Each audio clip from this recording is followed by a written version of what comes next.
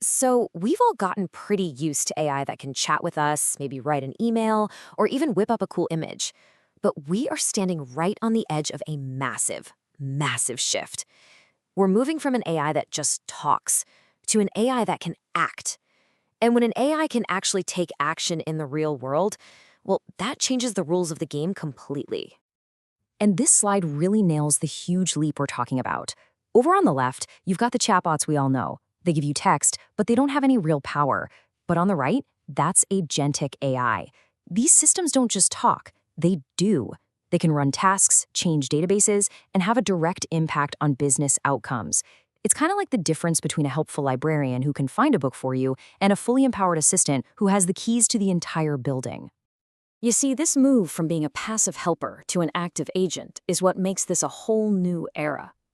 It unlocks some absolutely incredible potential, for sure, but it also means that safety and making sure the AI does what we actually want it to do, well, those are no longer just good ideas. They are absolute, non-negotiable necessities. And here's the bottom line. The moment an AI can act on its own, using our tools and our data to create real-world consequences, we have to be 100% certain that we can control it. We have to know without a doubt that it's aligned with our goals before we even think about letting it take the wheel. Because with all this new power comes a whole new set of risks. And these aren't just, theoretical problems for some far-off future. No, these are very real ways things can fail. And they can have some really serious consequences. So let's take a look at what can actually go wrong here. First up is a problem you've probably heard of with chatbots, but here the stakes are so much higher: hallucinations. I mean, just imagine an AI agent confidently giving a patient dangerously wrong medical advice, or telling a company to make a multi-million-dollar move based on financial data it just completely made up. Yikes. And then you've got tool misuse. Picture this. An AI assistant, just trying to be helpful, misunderstands a command and accidentally deletes an entire customer database instead of just one name. A tiny error could wipe out years of critical information in a matter of seconds. And this next one might be the scariest: prompt injection. This is where bad actors use clever tricks to fool the AI. They can turn it into their own unwitting accomplice to leak private data, perform unauthorized actions, or just bypass all the security. It's like turning a loyal guard dog against its owner. And really, beyond those big three, the landscape of potential threats is pretty vast. We're talking about privacy breaches, spreading misinformation, even subtle biases creeping into its decisions. Every single one of these represents a critical vulnerability that we have to solve before we can trust these systems. So how in the world do we protect against all of this? Well, it's not with one single magic bullet.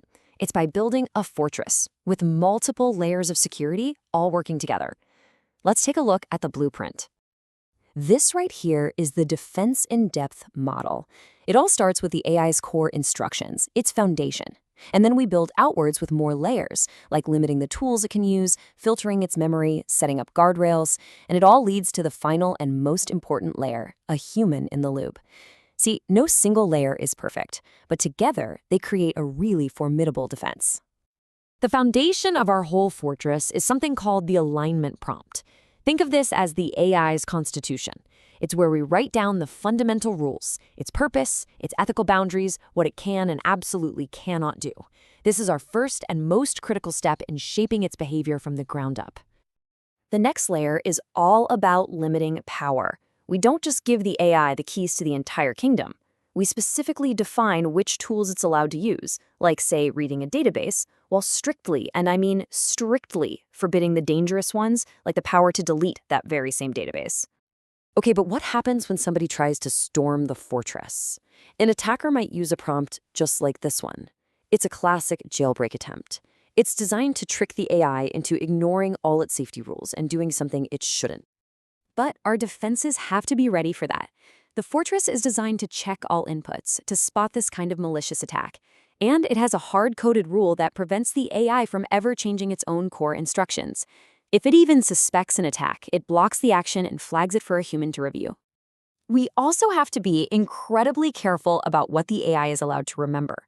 It's super helpful for it to store your preferences, like the tone you want for your emails. But we have to have a strict policy that forbids it from ever storing sensitive personal info. Things like your financial data, phone numbers, or passwords. That's a huge no-go. So, after all these automated checks, all the firewalls, and all the guardrails, we finally get to the last, and honestly, the most critical layer of our fortress, the ultimate failsafe, human judgment. This is maybe the single most important question for any safe AI system. It has to be smart enough to know its own limits and to understand exactly when it's time to just stop and ask a person for help. And here they are, the non-negotiable red lines. If any request involves a legal contract or needs ethical judgment or impacts a critical business decision or, and this is a big one, involves an action that can't be undone, like deleting data, the AI's only correct response is to stop and escalate.